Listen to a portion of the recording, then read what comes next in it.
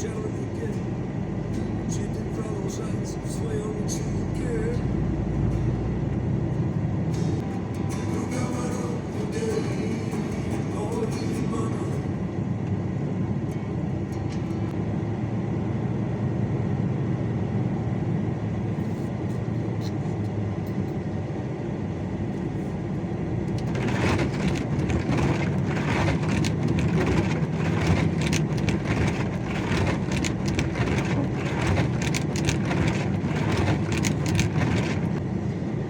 Как обычно у нас, все похуярили, все все.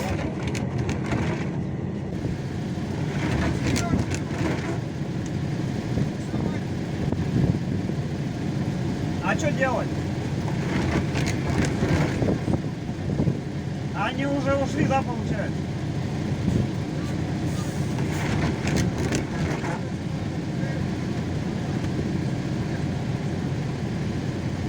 Давай.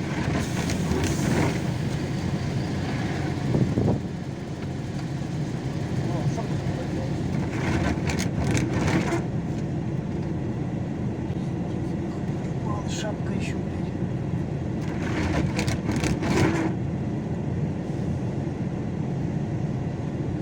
Я, наверное, тебя-то не возьму, ёбаный, у меня так хули. Она же легкая, блядь. Ну давай, давай попробуем. Назад, назад. А я понял, что назад.